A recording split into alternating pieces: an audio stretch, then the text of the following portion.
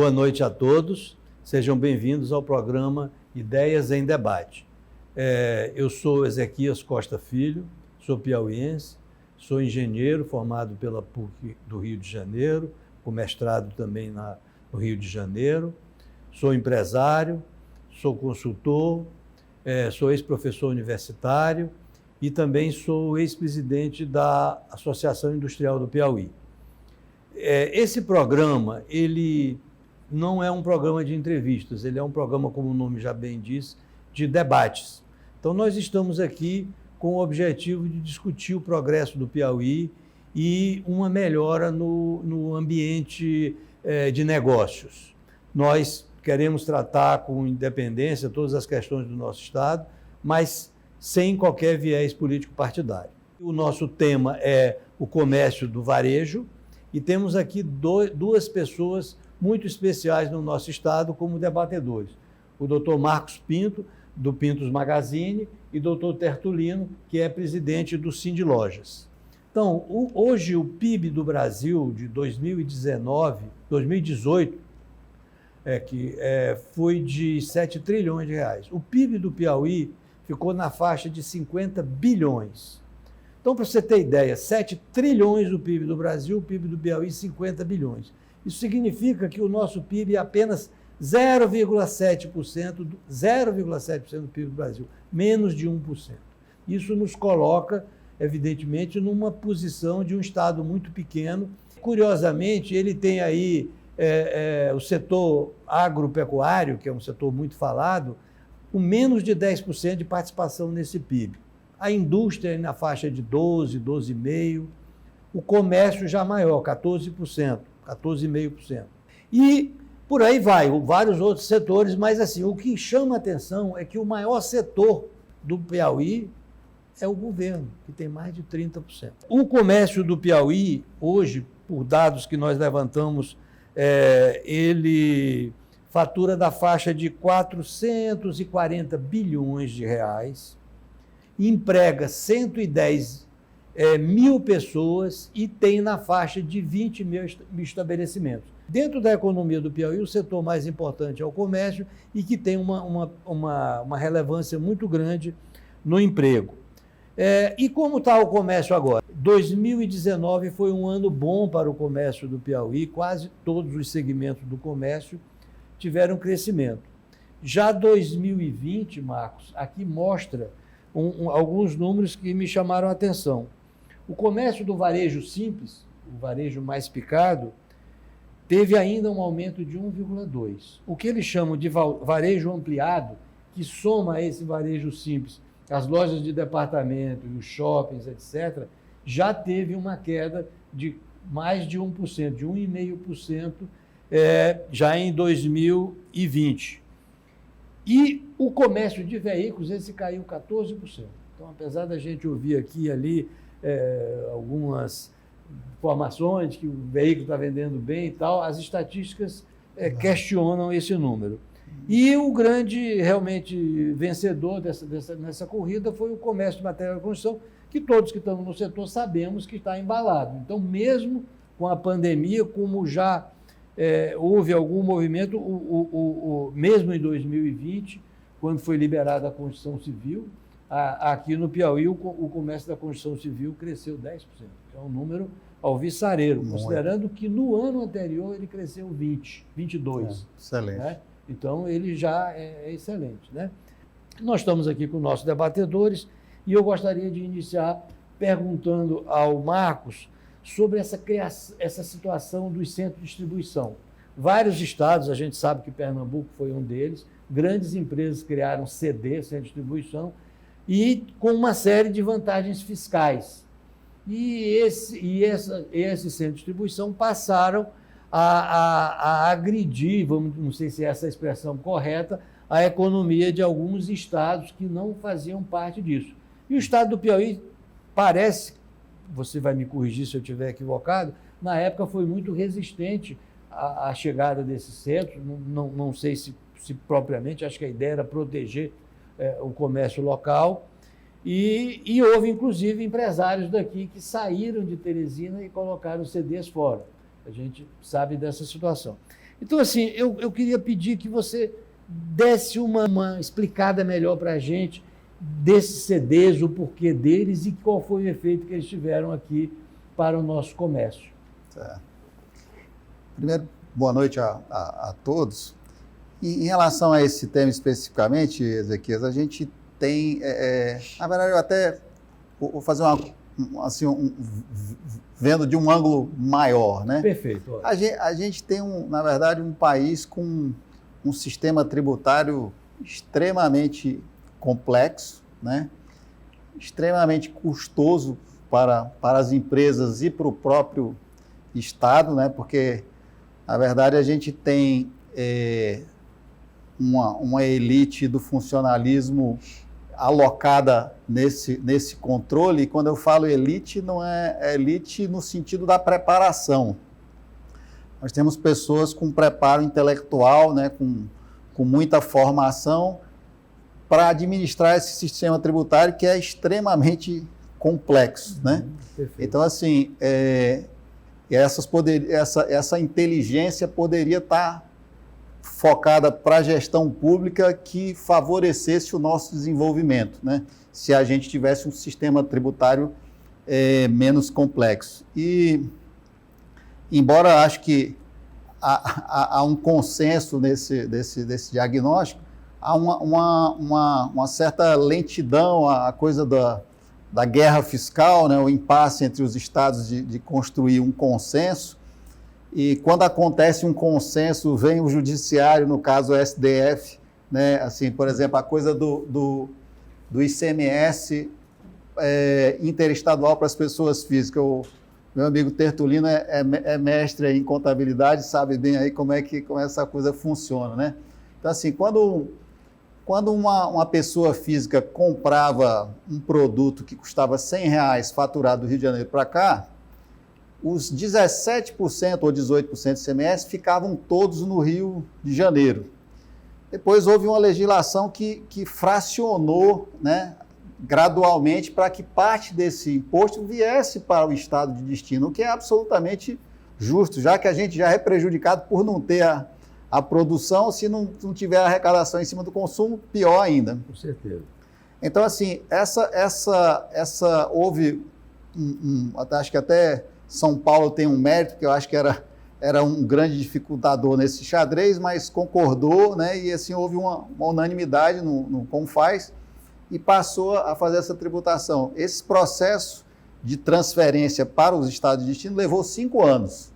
Só que o STF pegou e considerou que a legislação teria que ter sido feita por, me ajude, lei complementar, não é isso? Que exige um quórum maior. E aí não tinha sido, invalidou tudo, começou tudo de novo, estamos aí tramitando uma lei que a gente espera que passe. Eu me alonguei assim, mas só para mostrar que essa questão da complexidade, eu acho que a gente tem que caminhar para um sistema mais simples, mais equânime, né? Assim, equânime no sentido de que seja equânime entre os estados e equânime também entre os contribuintes, quer eles estejam aqui dentro ou quer eles estejam fora, porque o sistema atual está repleto de distorções, de favorecimentos casuísticos, né, dentro dos vários estados, ou nessa competição fiscal em que o Estado abria mão desses impostos porque sabia que aquele produto não ia ficar lá, então ele está transferindo na prática o ônus para o Estado de destino, que deixou de arrecadar. Então, assim, essa questão digamos assim, do incentivo para o atacadista, ele está inserido numa coisa maior, né, que eu acho que deve ser o foco da nossa ação. Assim, você sabe que a gente vem de sucessivas tentativas de reforma tributária que até hoje não vingaram, né, nunca saíram. Agora estamos assim, com mais uma série, mas eu acho assim, que é preciso tratar o problema na origem, né? Eu sou um entusiasta de que a gente passe por uma reforma tributária que caminhe para que a base fosse em cima das transações financeiras, né? A gente acompanhou, quando eu fiz a minha primeira viagem para fora, foi quando eu casei. Nesse tempo, 1981, cartão de crédito era restrito a pouquíssimas pessoas. Internacional, então, nem existia, né? Eu comprei uns dólares para poder viajar, né? Tinha que esconder na bolsinha e tal, porque cartão de crédito era uma coisa que não existia. Hoje o cartão de crédito foi massificado, as transações financeiras, o Pix, que foi uma invenção sensacional do Banco Central, né? Aumentou esse universo de transações financeiras, né? E formalização decorrente disso. Então, assim, eu acho que essa é a melhor base de cálculo, tanto para descomplicar, como combate à sonegação, porque ela é praticamente insonegável, né? Então, assim, esse deveria ser o horizonte.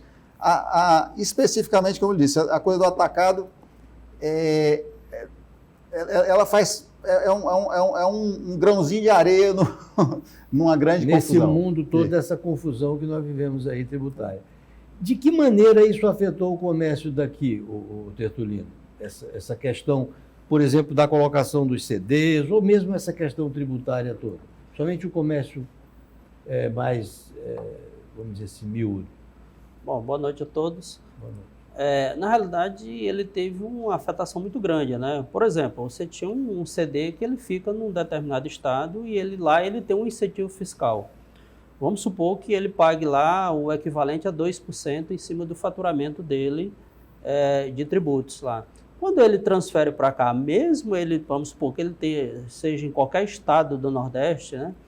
Ele paga 2% lá na origem dele e ele paga o DIFAL aqui em nosso estado, que equivale a 6%, certo? Mesmo ele pagando esses 6%, a carga tributária fica bem menor do que se esse produto fosse produzido aqui e também o produto que o varejista em si vai pagar. Quer dizer, a tributação termina ficando só para o varejo em comum. Então, esse varejo ele vem sofrendo muito nessa situação, exatamente em decorrência desses grandes CDs que são fora, né? Não é que, digamos, a gente pode ser contra os CDs, não, eles são bons em determinados pontos, mas ele tem essas situações que são extremamente prejudiciais no momento aqui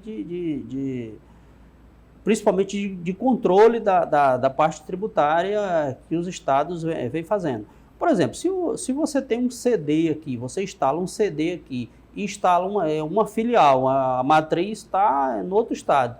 Além de você não deixar tributo aqui, que você vai pagar 2% ou 3% em cima do faturamento, que é o que tem dos atacadistas, você também está levando todos aqueles tributos federais lá para o estado da onde está situada a matriz. Afinal de contas, todos os tributos federais também vêm uma parte para o estado onde está lá centrada a matriz, né? Então, se eu estou filial, eu não tenho esses tributos federais aqui. Então, por exemplo, eu acho que se o estado ele vai conceder o CD, aquela situação do benefício fiscal, mas manda o cara botar a matriz dele aqui. Ele não é filial, obrigatoriamente ele teria que ser uma matriz aqui, para poder, pelo menos, parte daqueles tributos federais que são recolhidos, ele também ficar aqui em nosso estado. Isso que não vem acontecendo. Então, isso vem prejudicando muito essa parte aí. Hoje, a fiscalização está mais presente, com o advento da nota fiscal eletrônica, hoje com os SPED da vida, isso aí, tudo, o Estado ele tem controle de tudo. Então, a fiscalização ela tá bem mais presente. Um problema ainda que a gente vê dentro das fiscalizações é que ele só fiscaliza mais aqueles que estão mais organizados, que entregam todas as obrigações. Aqueles outros que não entregam nada, que estão lá, esses ficam de fora. Quer dizer, esse é um problema ainda que a gente vem sofrendo muito ainda em nosso estado. Então, o que nós precisamos é que, ao invés da fiscalização focar naquele que está organizado, que está aqui presente, que está recolhendo tributo, ela foca naqueles outros que estão desorganizados e que realmente terminam não recolhendo tributos, né? Isso prejudica muito a nossa atividade comercial aqui em nosso estado. Perfeito. E assim, Daí me permite só um gancho Claro, aqui claro. no que o Tertulino falou. Daí eu acho que a grande vantagem do imposto não declaratório, né? Aquele imposto sobre as transações financeiras, ele na verdade ele não requer uma iniciativa do contribuinte, né? Ou do fisco, né? Como as transações financeiras são facilmente monitoráveis, né? Essa tributação poderia acontecer independente de declaração ou não, o que seria uma grande vantagem. Aí nós teríamos um problema, por exemplo, em questão das relações financeiras, se realmente fosse apenas, né, aquele tributo único ali, né? O problema é que o governo terminou querendo criar mais um, né? Esses que são problemas. Me permite só mais uma observação em relação ao que o Tertulino falou também, assim, que, como eu disse, eu acho que os caminhos existem, né, Tertulino? Porque, assim, chegou a ser aventado até dentro das várias ideias que surgiram, de que o tributo sobre as transações financeiras fosse compensável, né, em outros tributos. E aí, então, assim, gradativamente ele iria crescendo, compensando até que a gente eliminasse os demais tributos, até com a segurança em relação à calibragem da alíquota, né? Porque isso é uma grande dúvida, assim. Obviamente, a gente não pode imaginar que a gente vai reduzir a arrecadação. Isso está fora de cogitação, assim, inviabilizaria o Estado, o que não interessa para ninguém. A gente precisa ampliar a base, tornar o sistema mais eficiente, menos complexo, para aumentar a produtividade e depois o ganho em função disso. Sem dúvida. E nós vamos retornar a esse assunto. Agora nós vamos fazer uma pequena pausa e retornaremos na sequência nesse mesmo tema. Então, retornando aqui à nossa discussão, nós tivemos discutindo toda a questão que nós temos do centro de distribuição, toda a questão tributária. O Marcos fez uma explanação muito ampla e colocando esse assunto dentro realmente de um contexto mais amplificado.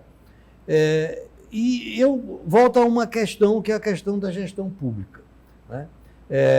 Sem qualquer conotação político-partidária, mas eu, como empresário, vivi situações de nós termos, vamos dizer assim, eu vou usar uma expressão que não é muito comum, mas ataques tributários de outros estados, e o que a gente percebia é que o tempo de resposta das nossas autoridades públicas é muito lento.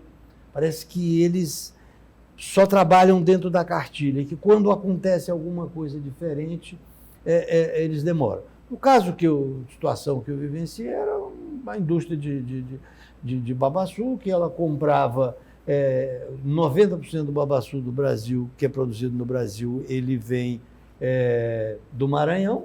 O Estado do Maranhão, usando do seu poder, passou a pautar o babaçu. Ou seja, você passa a pagar o tributo por um valor maior do que o que você está comprando, o que é um absurdo, né? Então eu comprei por 10 e eu pago o imposto sobre 16. Quando eu recebo esse produto, que eu industrializo e que eu calculo o imposto sobre ele, não sobra nada para o Estado, porque eu sou creditado daquilo que eu já paguei e praticamente... Então, nós levamos essa questão para o secretário de Fazenda, é uma questão do interesse do Estado, tinha 1000 maneiras do Estado resolver isso, e a solução do secretário, magnânime, deu um soco na mesa, isso é um absurdo, pois eu vou fazer o mesmo, eu vou pautar o Maranhão. E o pessoal do Maranhão está rindo até hoje, porque o Piauí não vendia nada para o Maranhão, né?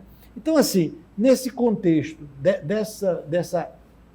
da gestão tributária, como vocês avaliam as reações do Estado do Piauí? Eu me recordo, por exemplo, que no caso, dos CDs, ficou-se uns 2 anos em que não tinha resposta, não tinha interlocução, o Estado dizia que não ia abrir mão de seus tributos, mas não achava formas de se contrapor a isso. Qual é a sua visão sobre isso, Marcos? E o amigo Tertulino também. Eu acho que como você descreveu, né? As intenções são boas, né? Só que a estratégia adotada não é eficiente, né? Porque quando você imagina que combater, por exemplo, com essa situação, fazendo o inverso, em vez de acompanhar no sentido assim, de criar um mecanismo positivo para o contribuinte local, de forma a permitir concorrer. Como eu disse, assim, eu diria que o contribuinte, em sua esmagadora maioria, ele é correto e engajado para que a gente tenha um benefício e um crescimento do nosso Estado, né? Assim, ninguém vai usar uma argumentação, vamos reduzir o ICMS. Não tá em questão, né?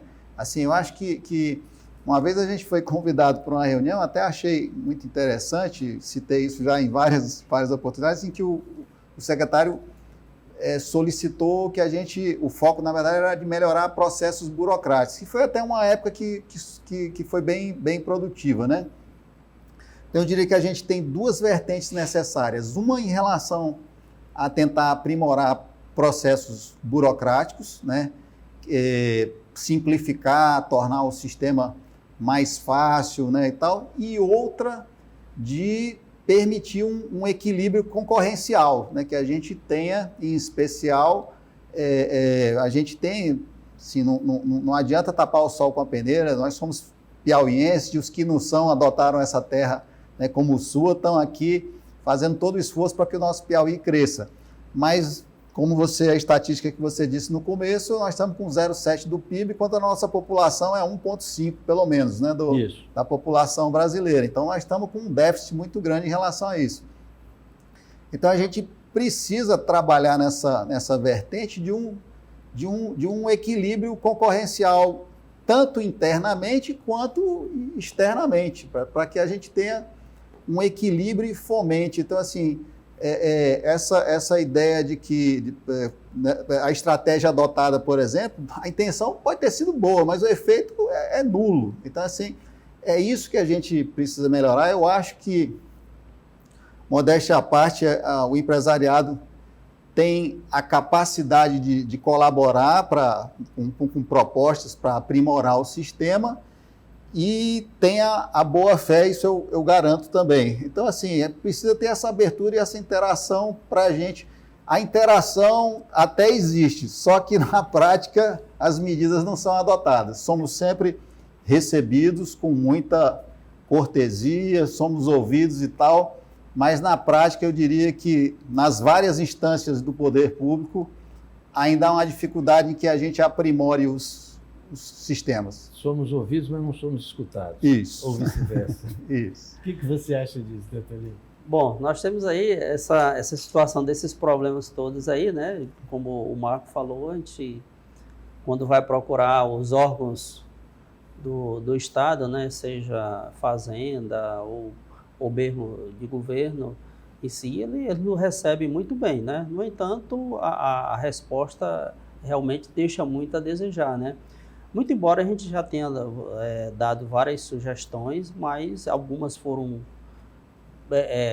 previamente acatadas, mas a maioria não foram, né? Então, esse problema, por exemplo, em relação a que você falou da pauta, foi feito também com castanha de caju, com a cera de carnaúba, quer dizer, tudo isso tentando proteger o mercado local. E, na realidade, você não protege dessa maneira, né? Eu acho que você protege incentivando a atividade produtiva, né? Eu digo que o incentivo da atividade produtiva não é totalmente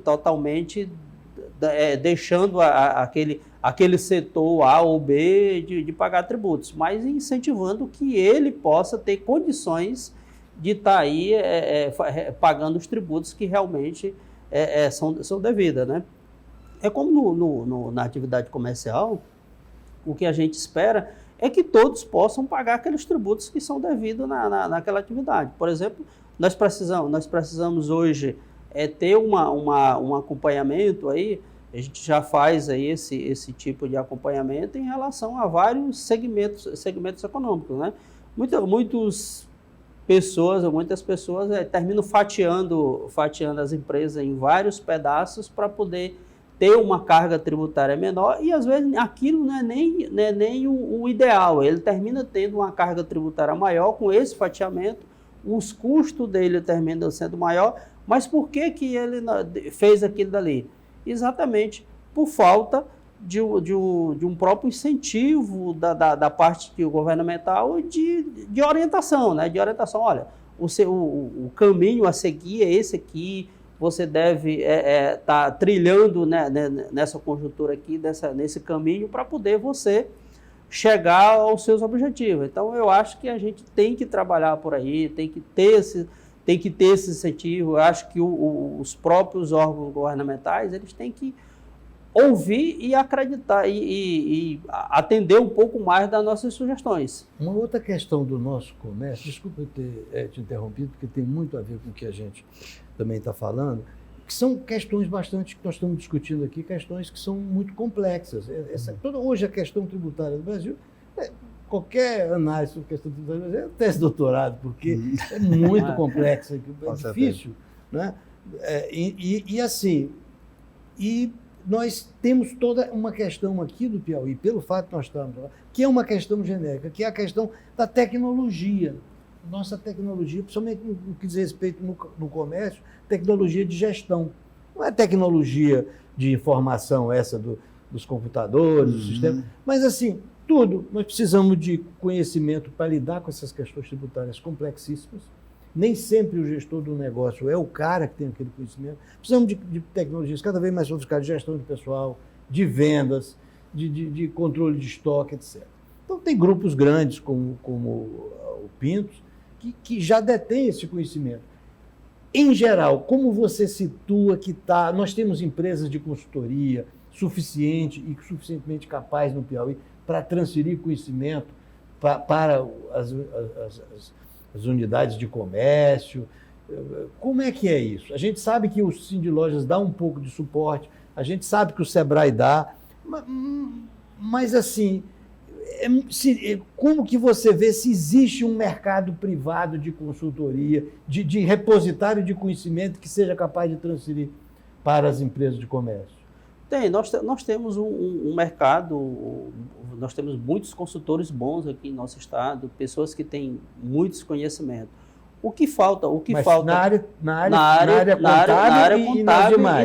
área contábil e na área de tecnologia, por exemplo, na área de tecnologia, de você aproveitar todas aquelas informações que são geradas pela parte de notas fiscais. Por exemplo, hoje o que a maioria das empresas poderiam aproveitar se isso também fosse disponibilizado pelos próprios fiscos, né? Seja ele estadual, federal ou municipal, é que na emissão de uma nota fiscal você poderia fazer o acompanhamento. Isso já vem acontecendo em outros estados. Você fazer o acompanhamento daquela carga, daquela mercadoria, saber onde é que ela está, você já se planejar de como você vai gerir o seu negócio, como você vai vender aquele produto e de que forma você vai, que dia que você vai receber e de que você vai disponibilizar. E nessa área, por exemplo, de consultoria tributária, dessa parte aqui, nós temos bons consultores aqui no nosso estado, né? Nós temos aí o Sebrae, que ele tem uma gama de consultores muito grande. O Cindy Lojas, ele vem sempre trabalhando nesses pontos aí. Nesse período de pandemia, a gente deu uma parada aí, até porque essa parte presencial ficou muito restrita, a gente não poderia fazer, e esse tipo de trabalho que deve ser feito, nós acreditamos que ele deve ser presencial, você tem que ser no tete-a-tete, olho a olho ali, para poder você verificar, olhar e estar ali vendo como é que é. O que precisa são mais disponibilização de informação pública, né? Por exemplo, nós temos hoje as informações que você entra, por exemplo, vamos dar uma situação de Cefaz aqui. Você chega no dia 1º na Secretaria de Fazenda, vai lá na base de dados, puxa as notas fiscais que a empresa emitiu ou que ela recebeu no mês anterior. Quando você vai lá no dia 5, você vai puxar aquela base, já não é mais aquela, já é outra. Quer dizer, eles estão sempre fazendo aquela atualização de períodos anteriores. Quer dizer, isso prejudica muito a análise, tanto pela parte da empresa, como eu acho que também pelo próprio fisco, né? Pelo próprio fisco, que ele não tem como ter todas essas informações. Então, hoje tem vários softwares que podem fazer essa captura de nota fiscal e de informação e de dar o suporte para que o empresário possa fazer isso aí. E isso o piauiense também tem muitas pessoas aqui em nosso estado que já são capacitadas e que fazem isso muito bem. Como é que vocês veem o impacto dessa greve no comércio em geral? O comércio do centro da cidade e no comércio mais de ponta. Transporte é mais um desses temas, né, assim, em que a gente tem feito algumas proposições, né, algumas discussões. Nem sempre, infelizmente, a gente é ouvido, e esse é o problema. Eu acho que, por exemplo, é praticamente uma unanimidade de que essa versão de sistema de transporte com concentração de plataformas de transbordo, acho que a prova dos 9 está tomada aí, que não foi uma coisa que funcionou. Ninguém gostou, a população odiou, as empresas sofreram, e, enfim, não foi bom para ninguém, acho que nem mesmo para o prefeito, né, visto que o resultado da eleição foi desfavorável. E isso influenciou. Eu tenho certeza absoluta que isso teve um peso político significativo. Então, assim, pegando esse ponto aí, o que a gente vê aí por fora é que, assim, você não precisa fisicamente ir para um ponto de transbordo para mudar para o ônibus da linha que vai lhe levar ao ponto que você deseja, né? Assim, a informática permite que você tenha 500, Teresina parece que tem 400, 500 ônibus, se forem 1.000, 2.000, isso não é nada, assim. Tecnologia de dados via celular, o ônibus pode estar gerenciando quem entrou, onde ele entrou, qual o trajeto que ele vai fazer, fazer um conta corrente desse transporte e o cliente embarcar onde quiser e descer onde quiser, pegar a conexão que quiser. Se a gente pegar, assim, Londres, por exemplo, que tem um sistema de transporte evoluidíssimo, ele não só acontece isso dentro da rede de metrô, como dentro da rede de ônibus, como integrando uma com a outra, né?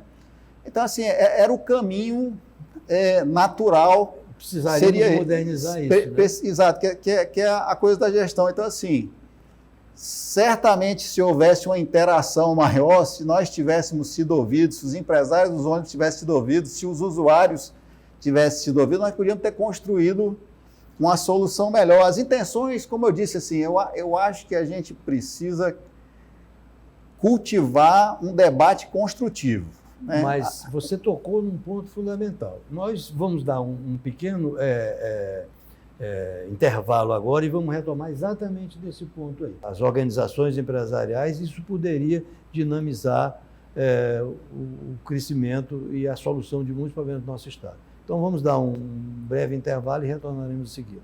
Então, continuando aqui o nosso debate, temos que chegar numa questão que é presente em tudo, que é essa questão da interação nossa, do setor produtivo, com as autoridades públicas. Então, eu vou perguntar para cada um dos nossos debatedores de que maneira eles acham que se dá esse diálogo, se ele é produtivo ou não, se as autoridades realmente nos procuram, se nos escutam e se agem de acordo com as necessidades do setor produtivo. A sua opinião, Marcos? Eu diria que, assim, normalmente a iniciativa é da iniciativa privada, né, das empresas. Então, o empresariado, normalmente, procura o setor público para apresentar sugestões, debates. Somos bem recebidos, sem dúvida, de uma forma geral. A minha percepção é essa, né? Tem pessoas qualificadas em várias áreas, mas o efetivo resultado, né, assim, construir um processo. A gente tem visto algumas situações. Eu tenho me debatido, imagino que o Siduscom talvez tenha até abordado essa questão da lei de drenagem, que é um negócio que é improdutivo. Assim, a lei ela tem fundamento assim, de existir, mas os parâmetros estão totalmente criando uma ineficiência na economia.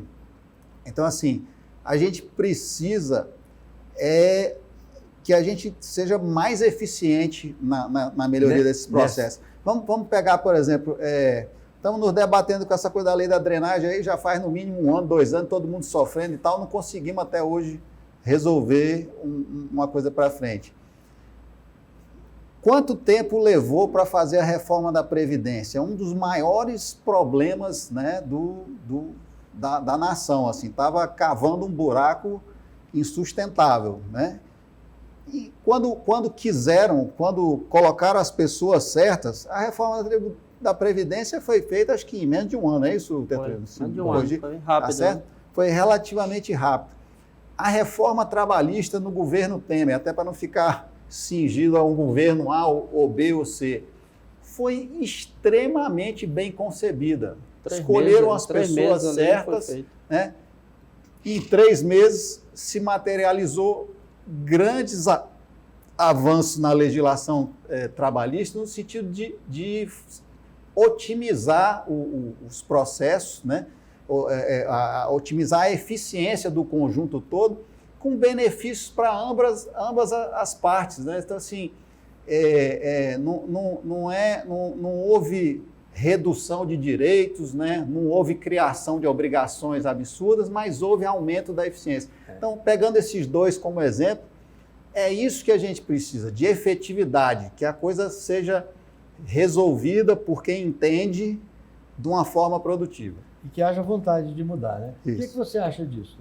Bom, eu acho que nós temos um dos maiores problemas hoje, principalmente na nossa área, que é a área de atividade comercial, é a burocracia, né? Nós temos uma burocracia muito grande. Hoje, para você abrir um estabelecimento, é um parto, né? Você leva um Pois você abriu, desculpa te interromper, mas porque você abriu já uma questão muito importante. Você hoje, existe legislações que são moderníssimas, que você poderia abrir a empresa ali em 15, 20 minutos, está lá a legislação. Infelizmente, não são obedecidos aquelas regras, né? Um dos maiores óbitos é exatamente essa burocracia. Essa burocracia é muito grande nesse momento para isso aí. Então, isso é um custo. É um custo, se duvidar, um custo maior do que o custo tributário, porque você tem... demora naquilo dali, você está pagando aluguel, você está pagando colaboradores ali para poder estar trabalhando ali e não está produzindo. Quer dizer, E fora a burocracia, a questão, por exemplo, trabalhista, que outras questões você acha? Bom, nós temos a questão trabalhista, né? Vem avançando, né? Os acordos coletivos vêm avançando. Por exemplo, a gente tem feito bons acordos coletivos nos últimos tempos, junto com os sindicatos comerciais. Eu acredito que beneficia a todos, né? Mesmo que a gente tenha brigas muito grandes, mas a gente tem feito bons acordos trabalhistas exatamente em decorrência da própria legislação que teve lá, da reforma trabalhista, que teve lá, como o Marco falou, no governo Temer, né? Criou um ambiente propício para você fazer esses acordos coletivos e está aí trabalhando, né? Nós temos uma outra reforma que está se iniciando no Congresso, né, através da medida provisória 1045. No caso de férias, por exemplo, que você está trabalhando, o setor público já usa isso aí há muito tempo. É férias fatiadas, de 10 em 10 dias, por exemplo. No setor privado, eu só posso dar férias com 30 dias para a pessoa, né? Com a última reforma trabalhista, eu posso dar em 2 pedaços. Com a medida provisória, eu posso dar em 3. Então, você tem que ter, a empresa ela tem que ter a liberdade de fazer o acordo com o teu empregado. Essa semana eu quero tirar 5 dias de folga e vou trabalhar, sei lá, 2 horas a mais aqui ou 3 horas a mais ali e fazer isso uma compensação. Quer dizer, nós temos que tirar muita coisa disso aí que tenha na própria legislação. Eu acredito que as negociações coletivas elas têm avançado muito nesse ponto aí de tirar muita coisa. Está na legislação, você faz a negociação, porque o que está negociado hoje, inclusive, ele tem poder sobre o legislado, ele tem muitas situações do que está lá na legislação, a gente muda nas negociações coletivas. Por exemplo, agora nós estamos aí com a questão do transporte coletivo, que não tem. nós recorremos ao Ministério Público para poder pagar aos colaboradores entregar para ele, por exemplo, o valor da passagem para que ele possa se deslocar de casa a trabalho e vice-versa, de qualquer forma, sem obrigatoriamente ter que ter o vale-transporte. Então, tudo isso são questões que precisam ser são questões que podem ser resolvidas. Quer dizer, é um guarda-chuva feito, inclusive, pelo próprio Ministério Público do Trabalho, porque precisaria de um aditivo à convenção coletiva. Algumas coisas emperra e outras você consegue. Então, essa parte aí da legislação trabalhista em que você precisa negociar, que você precisa estar presente, esse é um dos pontos que os sindicatos patronais precisam estar bem presentes nesse momento para poder estar aí, né, fazendo essas negociações. Então, é a representatividade que tem que estar ali em cima, tem que estar trabalhando. Isso tem que ter o respaldo de toda a categoria, né? A categoria dá o respaldo para que você possa estar aí fazendo as negociações. Desculpe, você acrescentaria outros óbices ao nosso desenvolvimento da nossa atividade comercial, Marcos? Fora essas questões que nós levantamos aqui, regulatório. Eu acho que eu tenho cartório. Sempre que tenho tido oportunidade, né, eu tenho dito assim que, como eu não vejo na carga tributária, ela é alta, mas assim, desde que ela seja equânime, né, seja para todos, não é isso que vai atrapalhar a nossa... Agora, toda essa carga burocrática, quer seja ela para construção civil, para ambiental, né, trabalhista, enfim, como eu disse, a gente teve vários avanços em determinadas áreas, previdência e trabalhista, acho que tivemos avanços muito significativos mesmo, mas assim, em várias outras áreas, assim, continua muito difícil. Como eu disse, você teve um encontro com o pessoal da construção civil, imagino que deve ter ouvido esse relato. Você vai construir, você não tem nem sequer um checklist para saber que obrigações você tem que cumprir, né? Fica mais ou menos como acontece nos cartórios, né? Você leva um pedaço, depois pedem mais uma coisa, pedem outra, e determinados processos se arrastam e falta uma certa coragem, né? Uma certa... É coisa do gestor público, né? De se sentir segurança que se a coisa é de boa fé. Eu vou dar um exemplo prático aqui. A gente está construindo nossa loja em Timon, estamos finalizando. Uma construção de 4 mil metros quadrados. E eu tive, de certa forma, a coragem de comprar 6 casas para aumentar o tamanho da loja, das quais 2 têm um inventário com mais de 10 herdeiros, incluindo falecidos. Então, você imagine a dificuldade do trâmite desse processo. A despeito disso, hoje eu recebi o habites da obra. Por quê? Porque a obra está lá, feita atendendo a norma do bombeiro, atendendo as normas de proteção ambiental, atendendo o projeto foi apresentado, está tudo ok. Em paralelo, eu tenho uma obra em Teresina, mais ou menos do mesmo tamanho, eu tenho todos os projetos, tenho tudo dentro da norma e o terreno já está em nome da empresa. Só que são 6 lotes que ainda não estão remembrados. E aí eu recebo um auto de infração porque não estou com um projeto aprovado. Por que não estou aprovado? Porque o terreno que está no meu nome são 6 lotes. O que isso é impeditivo?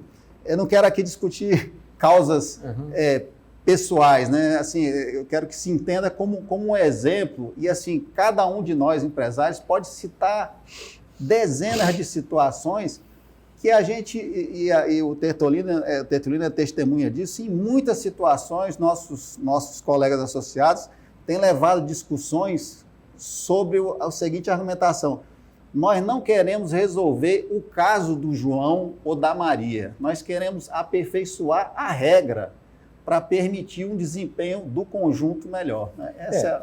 Eu acho que, assim, tentando entender um pouco o que você diz, eu vejo normalmente essa coisa de uma forma um pouco simples. Eu trabalhei numa grande empresa em que a gente tinha momentos de sístolos e de diástolos, momentos que a empresa estava se fechando e momentos em que ela estava se expandindo. Normalmente o que acontecia era uma luta entre a controladoria, entre a auditoria e o resto da empresa. Quando a auditoria estava forte, ela travava tudo e a empresa murchava. Quando aquilo tinha sido cedido, a empresa expandia. Então, como é que isso funciona no dia da nossa administração pública? Na minha visão pessoal, é quando você tem uma gestão de controle ou se você tem uma gestão de desenvolvimento, uma gestão de meta. Quando vocês têm uma gestão de meta, que você propõe, vou fazer isso, tenho que aprovar tantos projetos, essas questões desaparecem. Ótima analogia. Você está vendo hoje em Timon é uma gestão de metas, uma gestão de projetos. O cara tem um projeto de fazer algo. E aí ele vai em busca daquilo. E aqui você está tendo uma gestão de controle. Eu preciso parar isso, eu preciso diminuir a hora extra, eu preciso isso, eu preciso cortar determinados abusos e tal. Então isso você vai tolhendo. Então esse que eu acho que não sei se vocês concordam, o grande problema que nós vivemos hoje no Piauí, que nós temos uma gestão pública, em geral, muito reativa e muito preocupada em controlar e muito pouco preocupada em crescer. Então, nós continuamos naquele 0,7%. Você deu uma ótima definição, me permita só acrescentar, é que a burocracia ela é vista por alguns como um fim em si mesma. Né? Sim. Então, assim, aquele conjunto de regras para habilitar uma obra é para garantir o quê? Segurança, normas de saúde e tal. Se eu estou construindo um terreno que é da empresa e só porque está dividido em lotes, isso vai virar um auto? É a regra que é feita pela exceção. Esse aqui é a inversão completa dos valores. Bem, já estamos chegando numa parte bem já avançada do nosso debate, e eu queria pedir a vocês dois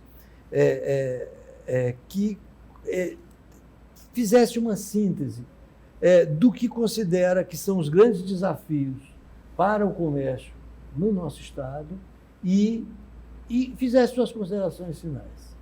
Pode começar você, Marco, depois o Verdolino. Eu acho que, assim, para o comércio em si, independente de outras variáveis, as coisas que eles são, né, intrínsecas mesmo, né, eu acho que assim, conseguir ganhos de produtividade, né? Essa questão tecnológica, né? Acompanhar as mudanças de hábitos de consumo, né? Assim, os hábitos de consumo nos últimos 2 anos, se a gente já vinha numa mudança muito, muito grande, né? Nesse intervalo de tempo da pandemia, isso se tornou ainda mais intenso e mais rápido, né? Eu às vezes costumava falar assim, antigamente você tinha uma fórmula de um negócio de sucesso e você aplicava a mesma fórmula há 30 anos, né? Ia ser 30 anos funcionando bem. Hoje em dia as fórmulas estão mudando cada vez mais rápido, né? Então, assim, esse tem sido o grande desafio na atividade propriamente dito, e que isso já é suficientemente grande, né? E a gente precisa aliar, e aí eu acho que tem uma convocação para todos nós piauienses, né? Quer seja da área pública, quer seja os profissionais liberais, quer seja da área privada, de que a gente consiga congregar esforços de forma construtiva para aprimorar um ambiente de negócios que permita o efetivo desenvolvimento da nossa economia. Até porque, se não fizermos isso, os .com estão chegando e estão tomando o nosso cliente, não é isso? Então, nós temos que ser também um .com de alguma coisa. Com certeza. Né? Sem querer citar as marcas, que já são muito fortes, mas estamos falando de Amazon.com, estamos falando de Americanas.com, estamos falando desses grandes vendedores nacionais que estão invadindo. Antigamente a gente não imaginava alguém vender um pneu pela internet, e hoje é o que rola. O que a gente precisa... Está tirando o comércio do nosso borracheiro. O que a gente precisa, eu acho que essa é a queixa legítima do empresariado local, é que, assim, que a gente não quer regras que os prejudiquem, mas também não quer regras que os favoreçam de forma, digamos, desigual, assim, quer seja por políticas tributárias, quer seja por outros tipos de benefícios. Então, assim, eu acho que essa questão estatal de intervenção, quando se fosse conceder benefício, o critério que deveria ser prioritário é a questão, assim, quanto você vai gerar de folha de pagamento, quanto você vai gerar de imposto. Então, assim, essas são as duas variáveis que tem. Quanto você vai pagar de imposto no Piauí? Quanto você vai pagar de salário para os piauienses? Isso é importante, o resto é secundário. Então, Tertulino, o que você acrescentaria nessa questão? Bom, eu acho que o conhecimento, né? Eu acho que, como o Marco falou, nessa época da pandemia, cada lojista, cada empresário, ele teve que se reinventar. Então, o conhecimento, ele veio para ficar, e é um conhecimento que você tem que aprimorar todo dia, né? Todo dia você está agregando uma fórmula diferente, um conhecimento ali ao seu negócio, tá certo? Veio o quê? A venda pela internet, a venda pelo Instagram, pelo Facebook, empresas aqui que nunca imaginaram realizar a venda online, e hoje estão inseridas nesse mercado, estão em boa aceitação pelo seu público, né? Então, o que fez isso aí? Foi exatamente a busca do conhecimento, a busca de pessoas que possam estar aí ajudando aqui, nesse ponto. Aí, nessa questão do conhecimento, principalmente da venda, aí entra o marketing, né?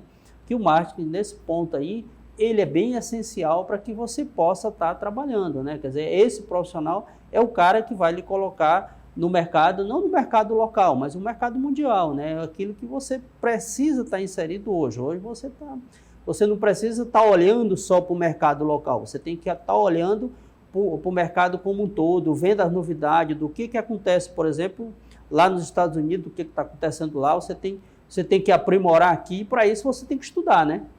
Tem a base do conhecimento todinho, como o Marco falou, aquele negócio que você fazia hoje e continua fazendo há 30 anos, hoje já não dá mais. Você tem que modificar aquele conhecimento, e isso é o quê? Em todas as áreas, né? Seja na área do comércio, seja na área da indústria, da prestação de serviço.